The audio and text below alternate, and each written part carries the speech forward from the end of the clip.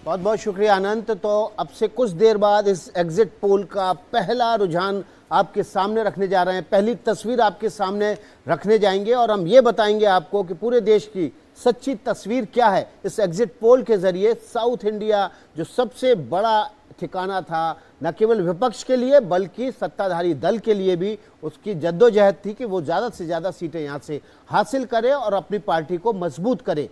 दक्षिण के अलावा उत्तर भारत, पूर्वी भारत और पश्चिम भारत ये वो इलाके थे जहां पर हर दल ने पूरी ताकत लगा रखी थी। और पूर्वी भारत पर सुमित खासतौर पर बीजेपी का बहुत जोर था, उनको लग रहा था कि इस पूर्वी पट्टी से उनको खासी बढ़त मिलेगी। तो एक तस्वीर हम आपके सामने रखेंगे, लेकिन जन की बात के प्रमुख प्रदीप भंडारी हमारे साथ हैं, उनसे समझने की कोशिश करते हैं क्यों पूर्वी भारत पर बीजेपी का इतना जोर था।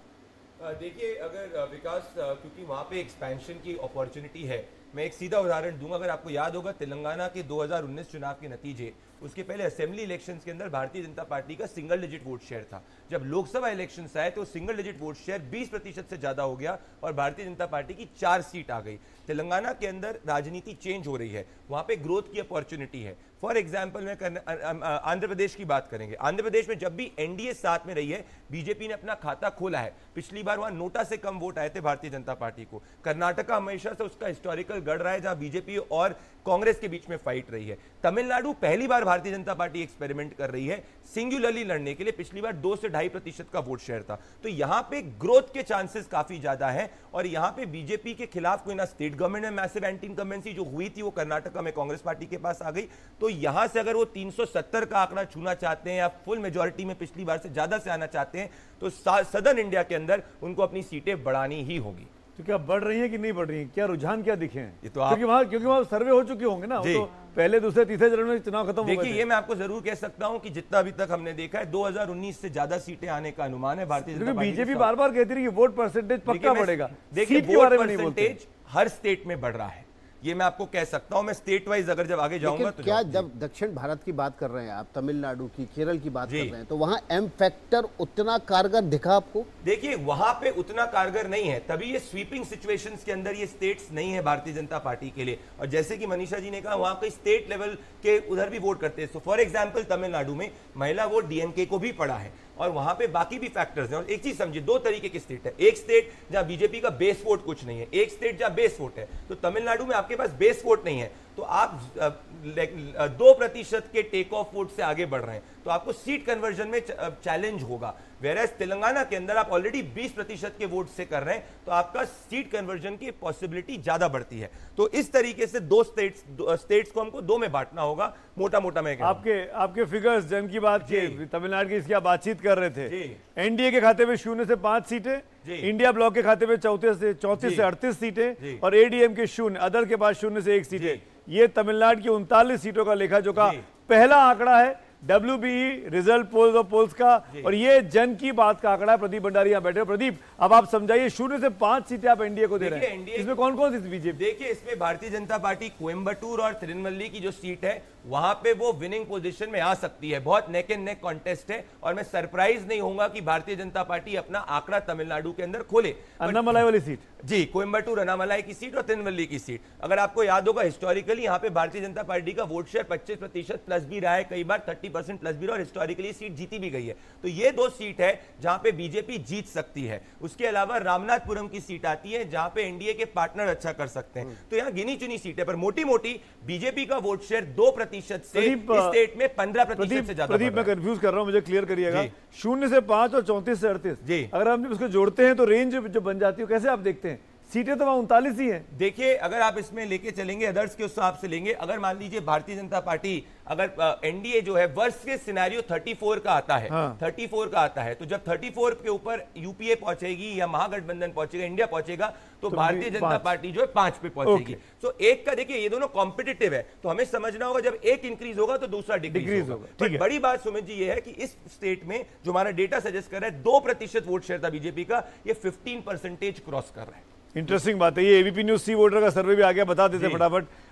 एबीपी न्यूज सी वोटर का केरल की 20 सीटों का ये ओपिनियन पोल है, माफ करिएगा एग्जिट पोल है, और आंध्र प्रदेश भी अब सामने आ गया है, TV5 तेलुगु का। TV5 तेलुगु का जो आंध्र प्रदेश का एग्जिट पोल है वो बता रहा है कि एनडीए को यहाँ पर 25 सीटें मिल सकती हैं, जबकि इंडिया गठबंधन को वाईएसआर आरसी को 0 सीटें। तो ये बड़ा चौंकाने वाला TV9 का जो सर्वे है। क्लीन स्वीप है बिल्कुल। प्रदीप, आप क्या कहेंगे इस पे? आपने भी किया होगा। हम लोग ने जो इसमें अगर आप दिखाएंगे जन की बात के आंकड़े, जो हमारे आंकड़े इसमें सजेस्ट कर रहे हैं, वो कह रहे हैं कि एनडीए कंफर्टेबल पोजीशन पे होगी। हम अराउंड 14 to 17 तक एनडीए जा रहे हैं, पर क्लीन स्वीप 25-0 हमको नहीं दिख रहा है। बट ये श्योर है कि बीजेपी अपना आंकड़ा आंध्र प्रदेश के अंदर खोल रही है। 2 से 3 सीट बीजेपी जीत सकती है। चंद्रबाबू नायडू ये इकलौता स्टेट है, जो बड़ी बात है, जहां एनडीए का जो पार्टनर है वो बीजेपी की मदद कर रहा है। हर स्टेट में जो एनडीए के पार्टनर को बीजेपी मदद कर रही है। यहां पे चंद्रबाबू नायडू जो है, उनके कारण भारतीय जनता पार्टी को सीटों में फायदा हो रहा है। तो यहां पे लोकसभा का जो आंकड़ा दिख रहा है, क्या इसकी छाया विधानसभा चुनाव भी वहां साथ में हो रहा है? विधानसभा में मैं इसलिए नहीं कहना चाहूंगा क्योंकि उसमें मैंने डेटा किया नहीं आंध्र प्रदेश के अंदर। मैं उड़ीसा में कमेंट जरूर कर सकता हूं, तो इसमें ये एक मेरा ओपिनियन रहेगा। डेटा मेरे पास Andhra Pradesh assembly India today axis का भी आ गया तमिलनाडु का। 2 से 4 एनडीए, इंडिया ब्लॉक को 33 से 37, एडीएम को 0 से 2, अदर्स के खाते में 0। तो जो आपने अदर्स को सीटें दी थी वो इस सर्वे में कम से कम एक्सिस वाले में वो एडीएमके के पास जा रही है। जी, तो हम लोग ने भी 0 से 1 करके दी है, which is that 1 seat which can be possibly won। देखिए, तमिलनाडु का TV9 भारतवर्ष का भी सर्वे आ गया है। एनडीए को 4 सीटें यहां पर मिलती दिख रही हैं, जबकि इंडिया गठबंधन को 35 सीटें मिलती दिख रही हैं। तो तमिलनाडु का सुमित जो आंकड़ा आ रहा है लगभग सभी का, वो जन की बात से मैच करता हुआ दिख रहा है। इसका मतलब है कि जो जमीन पर हवा है वो लगभग पूरे इलाके में लगभग एक सी ही है। एक महिला फैक्टर यहाँ भी है, और वो भाजपा के जो समर्थक दल हैं, पतकली मक्कड़ कच्ची, उससे सौम्या रामदुराई अंबुमनी रामदोस, हाँ, तो वो उनकी पोजीशन धर्मापुरी से मजबूत बताई जाती है। तो एक महत्वपूर्ण बात है कि इस तरफ से, और वैसे तमिसाई सौंदरराजन भी मैदान में है। तो अब देखना है कि म से महिला तमिलनाडु में क्या होता है। पिछली बार तमिलनाडु में यूपीए का प्रदर्शन, मतलब जो इंडिया है उसका प्रदर्शन बहुत ही अच्छा था, बीजेपी तो थी नहीं वहां पे। देखिए, सबसे दिलचस्प आंकड़ा पश्चिम बंगाल से आया है। इंडिया न्यूज का ये जो एग्जिट पोल है, इसमें बीजेपी को 21 सीटें मिलती दिख रही हैं। पश्चिम बंगाल वो राज्य जहां पर बीजेपी ने बहुत ज्यादा जोर लगाया था। सबसे बड़ी पार्टी लोकसभा में बनती नजर आ रही है। टीएमसी को 19 सीटें, कांग्रेस को 2 सीटें, और लेफ्ट यहां पर 0 पर सिमटती फिर से एक बार दिखाई दे रही है, जबकि 2 अन्य को भी मिलती दिखाई दे रही है। तो ये एक बड़ा परिवर्तन, टीएमसी इस बार पीछे जाती दिख रही है। मनीषा, इसको क्या कहेंगे? यहाँ पर महिला वोट बड़ी तादाद में बढ़ा था, तो महिला, माटी, ममता, मानुष, सब यहाँ पर एम फैक्टर बहुत बीजेपी के पक्ष में जाता दिखा। 2-3 आने दीजिए तब बताती हूँ। हाँ। क्योंकि एक पे पहले ही बोल दूं, 2-3 देख के तब, जैसे तमिलनाडु में हमने देख के तब आपको बताया, आकलन करके बताती हूँ। ये इंटरेस्टिंग है। मैं प्रदीप के पास भी आंकड़े होंगे जन की बात। तो अगर आप जन की बात के एग्जिट पोल को इस वक्त अगर आप दिखाएंगे बंगाल के अंदर, बंगाल में हमारे हिसाब से Bharatiya Janata party minimum 21 seat जीत रही है और 26 सीट तक भी जा सकती है। तो जो हमारा मीन आ रहा है 22 to 23 सीट्स का आ रहा है, जो जन की बात का एग्जिट पोल कह रहा है बंगाल के अंदर। तो बंगाल में बड़ी हेडलाइन जो जन की बात के एग्जिट पोल के हिसाब से कि भारतीय जनता पार्टी सबसे बड़ी पार्टी बंगाल के अंदर बन रही है। 50%। जी प्रदीप, जो 4 सीटें पिछली बार 18 थी, ये 4 सीटें कौन कौन सी जहां बीजेपी को बढ़त मिल रही है? काती, तामलुक, आरामबाग, ये सब सीटें हैं जहां भारतीय जनता पार्टी अच्छा कर सकती है, और ये सीट्स पे उसको इजीली बढ़त मिल रही है शुभेंदु अधिकारी के आने के इस बात में। कई तो उनके 2 सीटें तो उनके परिवार की हैं। जी, एक और चीज मैं बताऊंगा कि इस बार जो महिला फैक्टर की बात की गई, जितना महिला वोट क्वांटिटी में ममता बनर्जी को पिछली बार पड़ा था, उससे कंपैरेटिवली कम इस बार पड़ रहा है। और एक और चीज, अगर तेलंगाना के भी जो हमारे आंकड़े आगे इसके बारे में बात करूंगा, ये सबसे बड़ी बात है। तेलंगाना में चाहे हमारे एग्जिट पोल के हिसाब से Bharatiya Janata party single largest party बन रही है।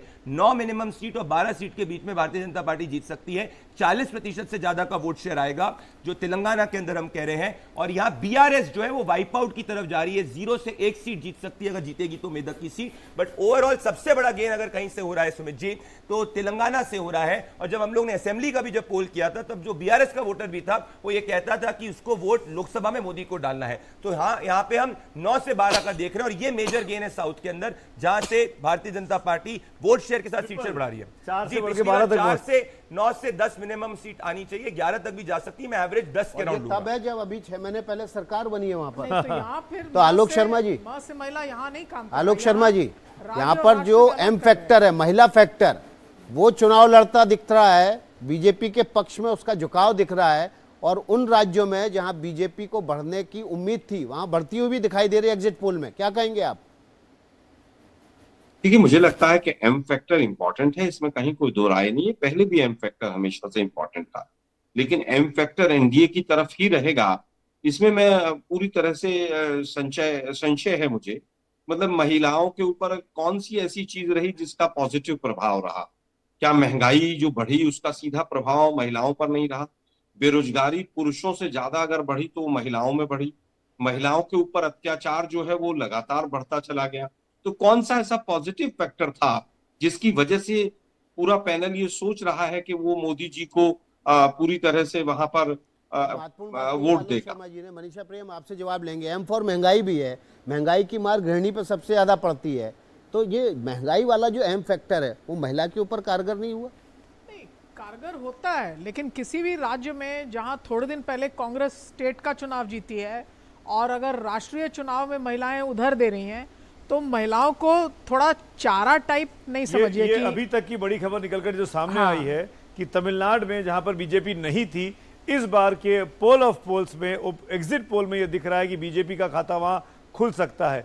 अब तक के एग्जिट पोल एनडीए को बढ़त दे रहे हैं। अब तक के ये शुरुआती है, बहुत अभी बहुत सी स्टेट्स के, बहुत सी सीट्स के आने बाकी हैं, लेकिन धीरे धीरे करके आंकड़े अब आते जा रहे हैं और जो फिगर हमारे सामने है वो आप देखिए। इंडिया न्यूज डायनामिक एनडीए को 371 सीटें दे रहा है, इंडिया ब्लॉक को 125 सीटें दे रहा है, रिपब्लिक भारत बैटरीज 353 से 368 सीटें एनडीए को दे रहा है, 118 से 133 इंडिया को दे रहा है, रिपब्लिक टीवी पी मार्क 359 सीटें दे रहा है, टीवी 5 तेलुगु भी 359 सीटें एनडीए को दे रहा है और इंडिया के पास 154 सीटें जा रही हैं।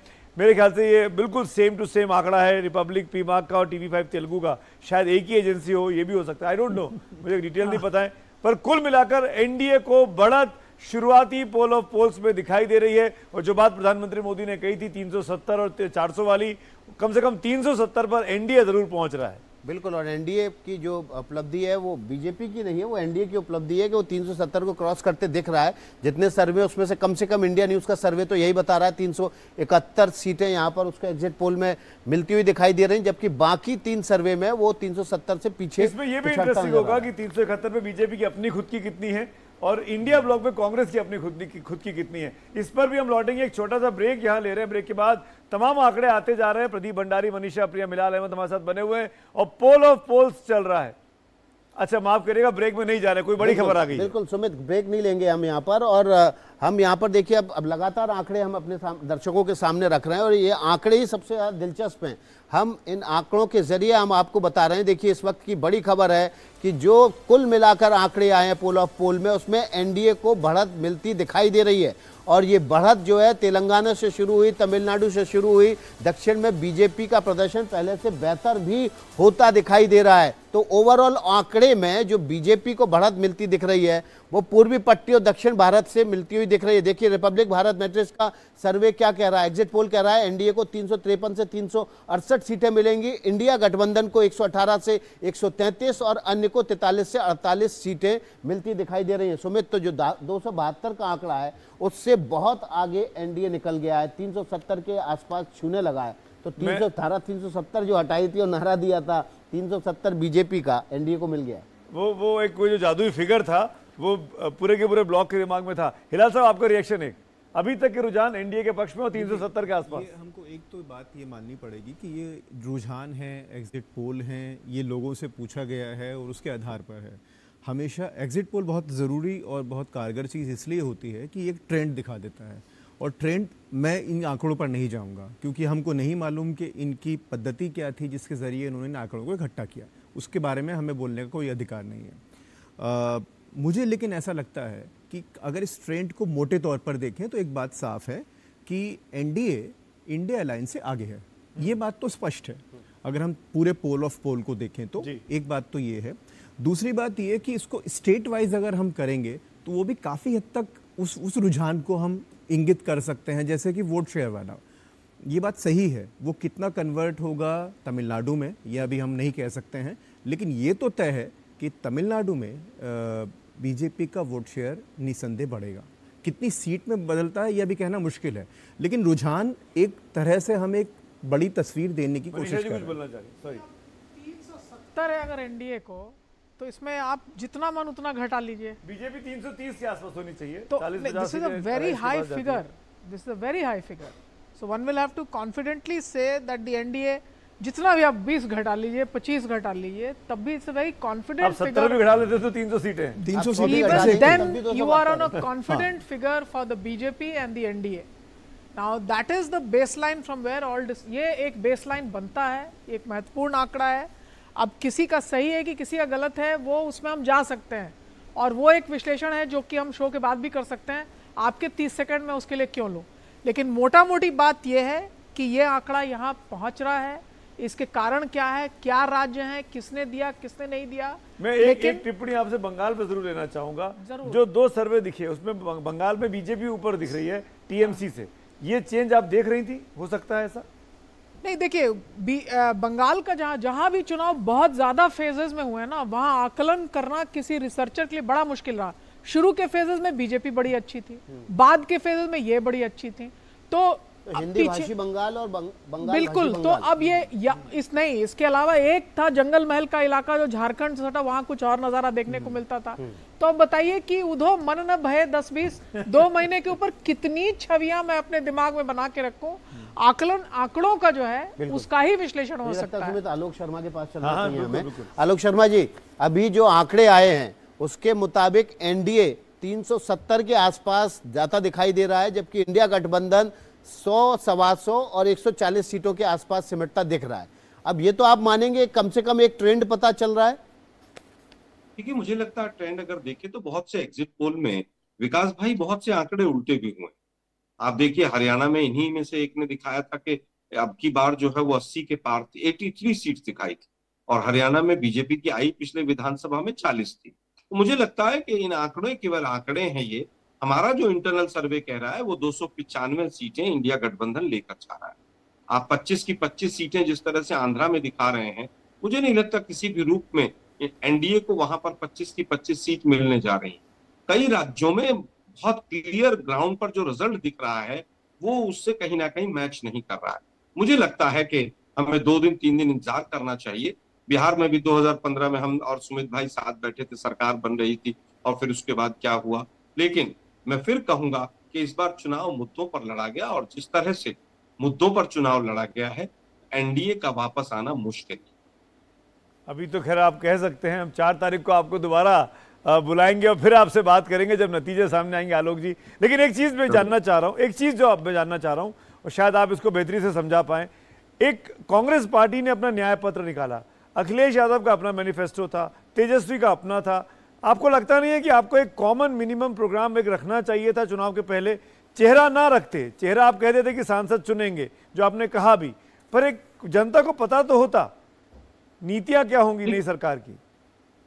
देखिए, मुझे लगता है अलायंस कोई भी हो, चाहे वो एनडीए हो, एनडीए में तो बीजेपी के अलावा मुझे नहीं लगता किसी ने अपना कोई घोषणा पत्र या किसी भी रूप में कोई पत्र भी सामने रखा हो.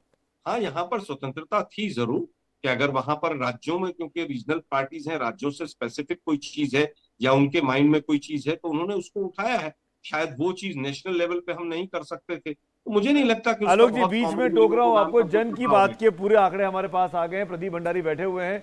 जन की बात के आंकड़े ये कह रहे हैं एनडीए को 362 से 392 सीटें, लगभग 400 के पास जा रहा है. इंडिया ब्लॉक को 141 से 161 सीटें, अदर्स के खाते में 10 से 20 सीटें. प्रदीप भंडारी, एक 362 से 392, बीजेपी कहां है इसमें? देखिए, अगर आप ओवरऑल में देखेंगे कि भारतीय जनता पार्टी जो हमारा एग्जिट पोल कह रहा है वो 310 से ज्यादा सीट मिनिमम सिचुएशन में लाती हुई दिख रही है. जो मीन आ रहा है वो 327 सीट का बीजेपी के लिए आ रहा है. सो मोटी मोटी जो हम लोग का एग्जिट पोल ये कह रहा है कि एनडीए पिछली बार से ज्यादा सीट लेते हुए आएगी, 370 का आंकड़ा क्रॉस कर सकती है. बीजेपी जो है वो 320 का आंकड़ा क्रॉस कर सकती है. बहुत इंपॉर्टेंट होगा. 303 सीटें पिछली बार बीजेपी की थी, अब आप 327 बता रहे हैं जी. तो ये जो 24 सीटें हैं, ये कहां से आ रही हैं और कौन कौन सी आ रही हैं? देखिए, जो राज्य जहां से भारतीय जनता पार्टी की बढ़त हो रही है वो उड़ीसा है, जहां पे भारतीय जनता पार्टी की पिछली बार 8 सीट आई थी, इस बार 15 सीट से ज्यादा आने का अनुमान है. बंगाल जहां 18 सीट आई थी, यहाँ पे 21-22 सीट तक आ सकती है भारतीय जनता पार्टी की. तेलंगाना बात कर ली हमने, आपने 4 सीटें. तेलंगाना जहां 4 सीट. उड़ीसा की कौन कौन सी सीटें हैं जो बीजेपी पिछली बार से ज्यादा बड़ा? देखिए, फॉर एग्जांपल पुरी, पिछली बार पूरी भारतीय जनता पार्टी हारी थी, इस बार भारतीय जनता पार्टी जीतने की स्थिति में. संबित पात्रा वाली सीट. जी, संबित पात्रा वाली सीट. अगर आप फॉर एग्जांपल देखेंगे पूरा वेस्टर्न उड़ीसा भारतीय जनता पार्टी, एक बार दर्शकों के लिए आसानी से समझा दूं, पूर्वी भारत की 117 सीटें जन की बात के पोल की, बीजेपी को 66 सीटें आ रही हैं, कांग्रेस को 3 सीटें आ रही हैं, बीजेपी प्लस माइनस 5 भी हो सकता है, आईएनसी प्लस माइनस 1 भी हो सकता है। ये बिहार, झारखंड, ओडिशा, पश्चिम बंगाल की कुल 117 सीटों का निचोड़ ये है कि बीजेपी इसमें 66 सीटें जीत रही है। प्रदीप, तो इसमें अगर आप देखेंगे कि उड़ीसा और पश्चिम बंगाल के अंदर और झारखंड के अंदर, झारखंड में मार्जिनल इंक्रीज है, पर उड़ीसा और पश्चिम बंगाल के अंदर पिछली बार से भारतीय जनता पार्टी की ज्यादा सीट आ रही है। 4 सीट मिनिमम पश्चिम बंगाल में और कम से कम 7 से 8 सीट का गेन उड़ीसा के अंदर हो रहा है। तो जो 15 सीट का गेन आ रहा है वो इन राज्यों से आ रहा है, और इन राज्यों के अंदर उड़ीसा में बीजेपी फर्स्ट पार्टी बनेगी। पिछली बार 8 सीट आई थी जी, बिहार के अंदर पिछली बार 17 थी, इस बार 15 minimum seat Bharatiya Janata party की आ सकती है। और बड़ी बात यह है कि बिहार के अंदर प्रधानमंत्री नरेंद्र मोदी के नाम पे एंटी इनकम्बेंसी नहीं देखने को मिली है, तो जो थोड़ा बहुत नुकसान हो सकता है वो जेडीयू की तरफ में हो सकता है, पर बीजेपी की तरफ से नहीं हो सकता है। BJP continues to be strong, तो इसी कारण जो है बीजेपी एज 320 प्लस जाते हुए दिख रही है। हमारे एग्जिट पोल के हिसाब से अगर हम लोग ओवरऑल बीजेपी का भी आंकड़ा देखेंगे, हमारे एग्जिट पोल के हिसाब से 320 क्रॉस कर। इसमें सबसे बड़ा फैक्टर विकास महिला फैक्टर है। और अगर इंडिया अलायंस का नहीं चलने का एक और उदाहरण दूंगा, जिसको आप दिल्ली देखेंगे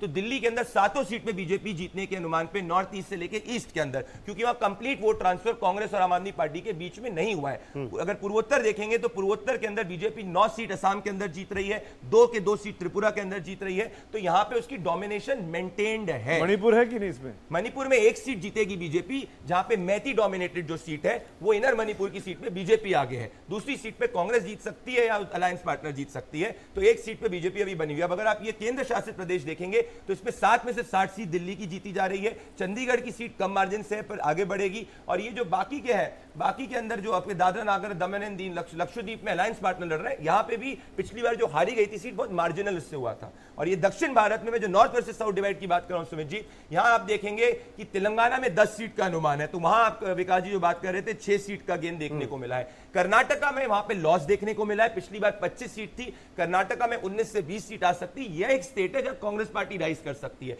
आंध्र प्रदेश में पिछली बार 0 सीट थी, इस बार आंध्र प्रदेश में 2 से 3 सीट आ सकती है, उसके कारण अलायंस पार्टनर रिस्पॉन्सिबल है। तमिलनाडु में खाता खुल सकता है जो 2 सीटों की मैंने आपको बात करी, और केरला में 0 से 1 सीट आ सकती है, उससे ज्यादा आने का अनुमान नहीं है। तो ओवरऑल अगर आप देखेंगे आंध्र प्रदेश, कर्नाटका और तेलंगाना, ये 3 राज्य हैं जहां पे बीजेपी की सीट कांग्रेस से ज्यादा आ रही है। केरल में आपने 1 सीट का अनुमान बताया, तो क्या ये वही सीटें राजीव? देखिए त्रिवेंद्रम या त्रिशूर में से कोई एक सीट आएगी, दोनों टॉसअप सीट्स हैं। तो इन बाकी के अलावा कांग्रेस की डोमिनेशन केरला के अंदर मेंटेन्ड है। आपने दिल्ली की बात की थी, दिल्ली की उत्तर भारत की सीटें आ गई। देखिए बीजेपी 88 सीटों पर जीतती नजर आ रही है और आईएनसी यानी कि कांग्रेस 10 सीटों पर ही जीत पा रही है। इसमें जम्मू कश्मीर, हिमाचल, हरियाणा, पंजाब, उत्तराखंड, उत्तर प्रदेश है। हम दिल्ली, इसमें दिल्ली इंक्लूड नहीं किया गया है। जम्मू कश्मीर से शुरू करते हैं, जन की बात मैं इसमें स्टेट वाइज जाना चाहूंगा विकास जी और सुमित जी। जम्मू कश्मीर में 2 सीट बीजेपी जीत रही है जम्मू की, एनसी जो है वो वैली की सीट जीत रही है। लद्दाख की सीट पर इस बार कांग्रेस की एज है, पिछली बार मुस्लिम वोट एकजुट नहीं हुआ था, डिवाइड हो गया था, इस बार एकजुट हो रहा है। लद्दाख में मतलब जो सांसद थे वो दोबारा सांसद बन रहे हैं, इस बार कांग्रेस से बनेंगे, दूसरी पार्टी से। हिमाचल की सबकी सब सीट्स पे बीजेपी स्वीप कर रही है। हरियाणा के अंदर इस बार थोड़ा मार्जिनल नुकसान हो सकता है, 3 सीट पे लड़ाई कांटे की है, जो है सोनीपत, सिरसा और रोहतक। अब अगर ये 3 सीट कांग्रेस कन्वर्ट करेगी तो कांग्रेस 3 जीत सकती है, अदरवाइज जो बीजेपी 7 to 8 हमने दिया है। पंजाब के अंदर पिछली बार जितना ही रहेगा 2 से 3 का, बड़ा कुछ नहीं है। उत्तराखंड स्वीप कर रही है, जैसे फॉर एग्जांपल उत्तराखंड में बलूनी की सीट है, वो एक तरफ अपनी सीट को जीत रहे हैं। बड़ी मेरे लिए हेडलाइन है उत्तर प्रदेश की सीट, क्योंकि उत्तर प्रदेश में बीजेपी 62 सीट पे थी, इस बार भारतीय जनता पार्टी और एनडीए दोनों अपनी सीट बढ़ा रही है। और बड़ी बात है जो दलित वोट इस बार मायावती का 2019 से कम होने की स्थिति दिख रही है, और उसमें जो महिला वोट है सुमित जी, क्योंकि कई जगह पे महिला वोटिंग ज्यादा हुई है, वो बेनिफिशियरी वोट ज्यादा सपा के बजाय भारतीय जनता पार्टी को ऐड हो रहा है। तो हमारे हिसाब से 67 सीट्स के अराउंड बीजेपी जो है इस बार जीत सकती है और एनडीए 70 क्रॉस कर सकती है, और ये भी एक गेन का स्टेट है। पिछली बार सपा बसपा का अलायंस हो गया, इसलिए 62 तक पहुंच गया। बदायूं, मैनपुरी, कन्नौज, ये 3 सीट है और आजमगढ़, इन सीटों पे क्या होगा?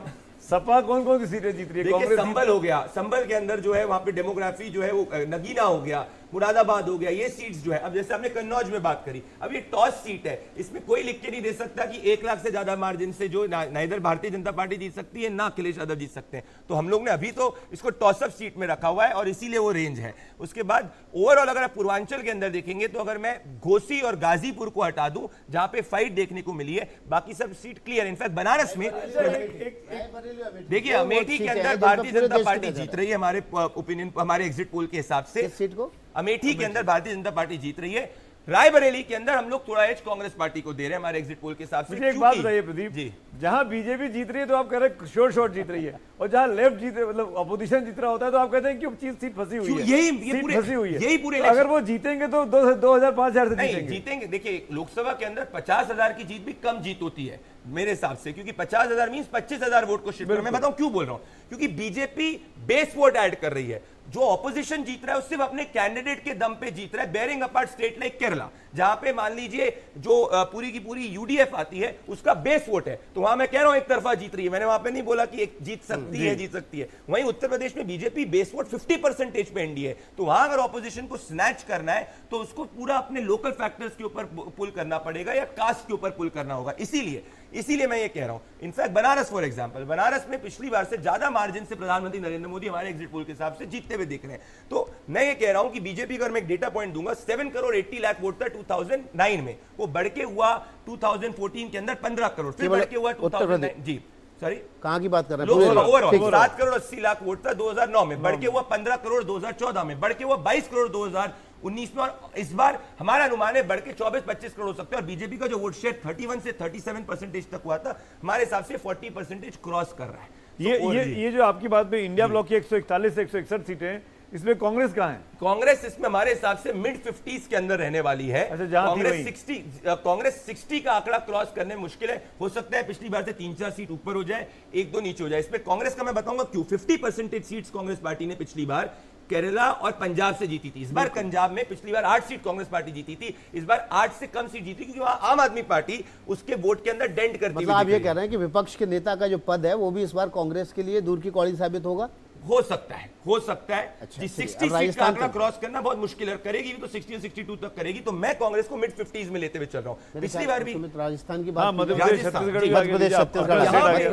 की बात, यहाँ हम लोग स्वीप देख रहे हैं, छिंदवाड़ा, मुरैना, ग्वालियर और राजगढ़, ये 4 सीटों पे क्या हो रहा है ये सब क्लियर है। इनफैक्ट छिंदवाड़ा भी जो है वो टॉसअप सीट है, तभी बस वो एक सीट है जिसको हम कांग्रेस को अगर जीत सकती तो जीत सकती है, उसके अलावा हम लोग कोई सीट कांग्रेस को जीतते हुए नहीं दिख रहे हैं। इंदौर में क्या नोटा की धमक सुनाई दी आपको? क्योंकि मैं खुद इंदौर से आता हूं, ये भी खुद इंदौर से आते हैं, और आप मध्य प्रदेश के तो आप ये जानते हैं कि इंदौर में मार्जिन इतनी है कि वहां बीजेपी के सिंबल में कांग्रेस के कैंडिडेट को बहुत अच्छा होना पड़ेगा, या नेशनल अगर माहौल बीजेपी के खिलाफ होगा तभी इंदौर की सीट बीजेपी आ सकती है। इनफैक्ट 90s के दशक से वो सीट आप, मैं नोटा की बात कर रहा हूँ, नोटा वोट कितना गिरा होगा कुछ आपके एग्जिट पोल में? 1% से लेस देन 1%, नॉट सिग्निफिकेंट। अभी हम लोगों ने राजस्थान नहीं दिखाया है, मैं उसमें डिप होगा, उसमें पक्का डिप होगा, मैं बताऊंगा। इसमें छत्तीसगढ़ में आपको बता रहा हूं, पिछली बार बीजेपी जो इस बार बीजेपी स्वीप कर सकती है छत्तीसगढ़ की, क्योंकि बस्तर की सीट पिछली बार नहीं जीती गई थी, और बस्तर में इस बार असेंबली में भी बीजेपी ने अपना डेंट बनाया था, और वो ट्राइबल वोट इस बार शिफ्ट होते हुए दिख रहा है बीजेपी की तरफ से। पिछली बार अगर आपको याद होगा असेंबली में कांग्रेस की सरकार बनने के बाद बीजेपी को 90% सीट, इस बार दोनों लेवल से Chhattisgarh we are looking at. आप ये कह रहे हैं कि पूर्व मुख्यमंत्री भूपेश बघेल भी खतरे में, इस बार खतरे में उनकी सीट, बिल्कुल खतरे में उनकी सीट। और वजह क्या है? ये पूरा वोट मोदी वोट पड़ रहा है, और सीधी इसमें कैंडिडेट वोट नहीं है, ट्राइबल्स में वेलफेयर पहुंचा है, बस्तर तक वेलफेयर पहुंच चुका है, so it's a pure Modi vote. ये पूरे चुनाव एम का चुनाव है, महिला मोदी। आ गया 327 बीजेपी, कांग्रेस 52, टीएमसी 0,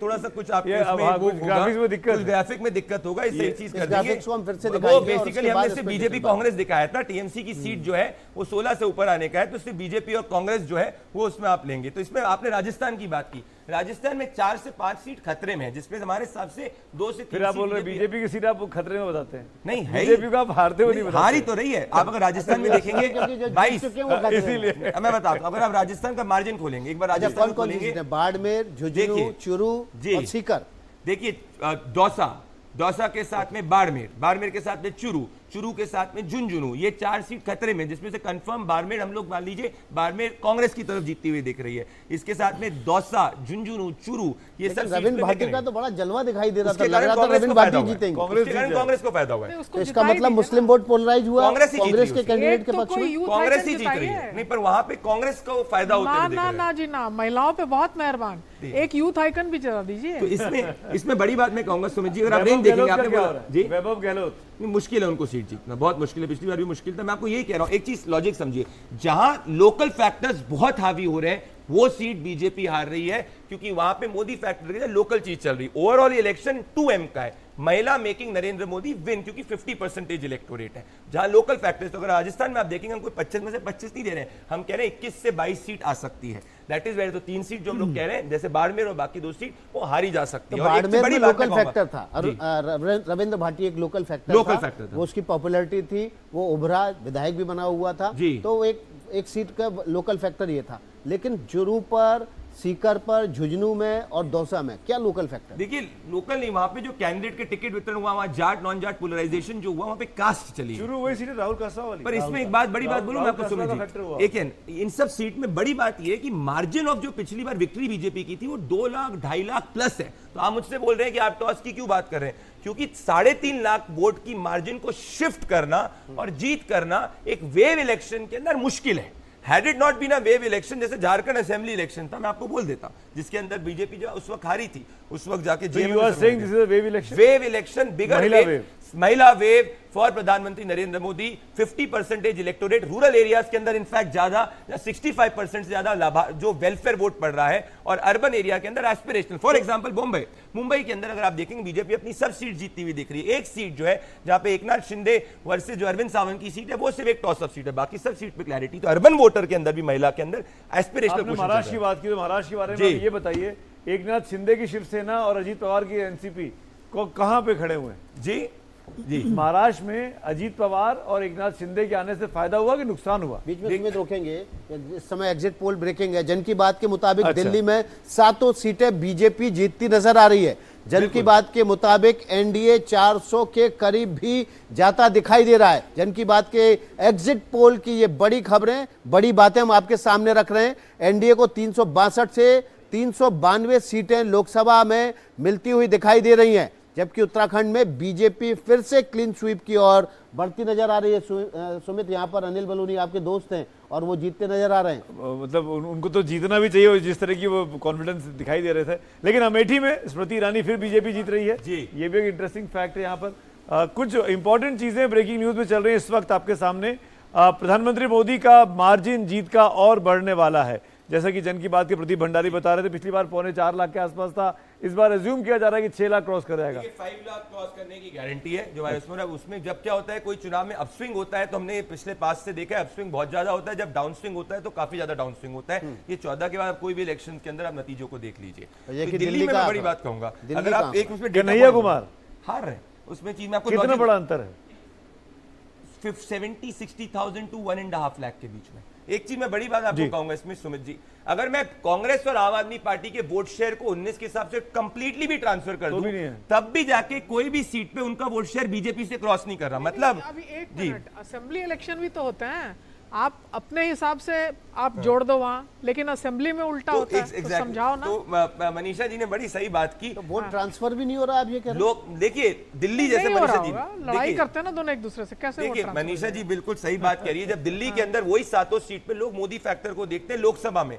वहीं असेंबली के अंदर वो मान लीजिए अरविंद केजरीवाल को उठा के वोट डाल देते हैं आम आदमी पार्टी को, सेम वोटर। तो मैं लोकसभा के सिनेरियो में देख रहा हूं, यहाँ पे लोग जब दिल्ली में हम बात करते हैं बोलते हैं यार ये तो प्रधानमंत्री का है, इन दोनों को वोट करके क्या चीज करेंगे, एक सांसद को बना के क्या कर लेंगे, अल्टीमेटली जिसकी सरकार है उसका सांसद बनाएंगे तो काम ज्यादा होगा। मैं आपको साइकी समझा रहा हूं वोटर की, इस कारण है। तो बीजेपी वोटर का वोट ट्रांसफर होना कांग्रेस और आम आदमी पार्टी को ये मुश्किल दिख रहा है। मार्जिन बेशक कम हो जाएंगी, मैं उसको मना नहीं कर रहा हूं, पर सीट कन्वर्टेबिलिटी मुझे दिल्ली में नहीं दिख रही है। तो मनोज तिवारी वर्सेस कन्हैया कुमार में कौन जीत रहा है? मनोज तिवारी आगे चल रहे, सीट जीत रहे, मोदी फैक्टर उस सीट पे चल रहा है पूरी तरीके से। जब 7 सीटें जीत रही तो 7 बीजेपी के लोग जीत रहे हैं, 7 बीजेपी। महावल मिश्रा तो बहुत मजबूत कैंडिडेट माने जा रहे थे। देखिए विकास जी, यही मैं कह रहा हूं, आपको ये देखना होगा कि क्या ये इलेक्शन कैंडिडेट बेस्ड इलेक्शन है कि ये इलेक्शन मोदी बेस्ड इलेक्शन है।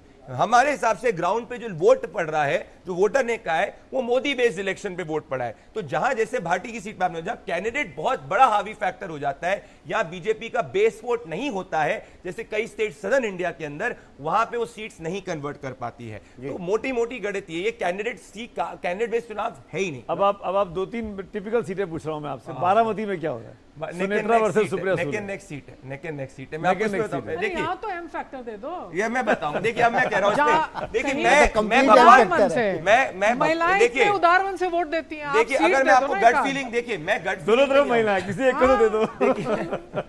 देखिए मैं क्या है कि जो सीट की मार्जिन 50,000, 70,000, 60,000 वोट से कम में होती है, क्योंकि इट्स वीआईपी सीट, अगर मैंने बोल दिया एक्स जीतेगी वाई जीतेगी, आप जो है उसी क्लिप को पूरी चल के चले। हम नहीं चलाते हैं। नेक एंड, मैं कह रहा हूं neck and neck and neck है। उसमें मैं आपको इसका गणित बता देता हूं। जितने भी रूरल एरियाज है वहां से शरद पवार को ज्यादा वोट पड़ा है। जो बारामती टाउन है वहां से अजीत पवार की वाइफ को ज्यादा वोट पड़ा है। अब असेंबली में अजीत पवार की लीड 1,50,000 प्लस थी, सुप्रिया सुले के हिसाब से 1,10,000 थी। तो अगर वो वोट एक तरफा पड़ जाएगा तो वो निकाल सकते हैं। अब आप ये बताइए, शिवसेना और एनसीपी का बताइए। मैं बता रहा हूं बेस वोट। शिवसेना और एनसीपी के आने से बीजेपी के पास कितना फायदा बीजेपी को हुआ, और क्या वो बोझ बने या वो फायदेमंद साबित हुए? देखिए मैं कह रहा हूं कि जितना भी महाराष्ट्र में वोट एनडीए को भी पड़ रहा है, वो वोट नरेंद्र मोदी के नाम से पड़ रहा है। तो अगर मैं थाने का एरिया हटा दूं जहां पे एकनाथ शिंदे का फायदा है, बाकी सीटों के ऊपर जो उनको वोट पड़ रहा है वो बीजेपी के कारण वोट पड़ रहा है महाराष्ट्र जी। लेकिन ये भी समझना बहुत जरूरी है क्योंकि इस बार जो अलायंस हुआ था एनसीपी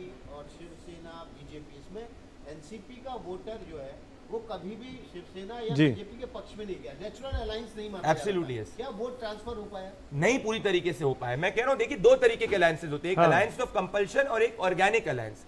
तो महाराष्ट्र में दोनों तरफ जो है कोई ऑर्गेनिक अलायंस नहीं देखने को मिला है। ऑल ये पॉलिटिकल कंपल्शंस की वजह से अलायंस जो है हुआ है। उसका पहला स्टेप जब उद्धव ठाकरे ने जाके सरकार बनाई थी, फिर भारतीय जनता पार्टी ने जाके उस पार्टी में दोनों भाग वाले दर कर। अब तीनों पार्टियों को बताइए 48 में से कितनी बीजेपी, कितनी शिवसेना, कितनी एनसीपी? देखिए भारतीय जनता पार्टी 28 सीट पे चुनाव लड़ रही है। हमारे हिसाब से वो 25 सीट तक जीत सकती है, 24-25 पे। तो बीजेपी इज इंप्रूविंग इस टैली, 21 से बढ़ के 25 24 और 25 सीट 2014 और 19 थी, 14 और 19 के अंदर लड़ी थी और 23 जीती थी।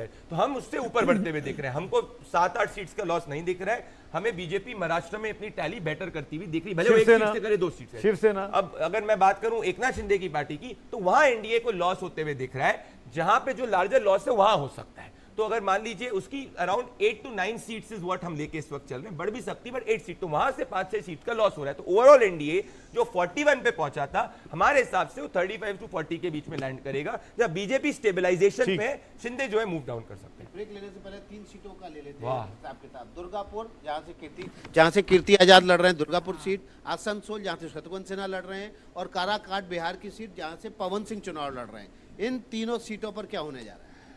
मैं इसमें टॉसअप सीट है। आप मेरे से एक पूरा जैसे मैथ्स के प्रोफेसर लेके चीज करते हैं तो उस पर करते हैं। तो पहले मैं बात कर रकट के पहले जो आपने आसनसोल की बात करी, वो भारतीय जनता पार्टी की तरफ जाती हुई वो सीट दिख रही है।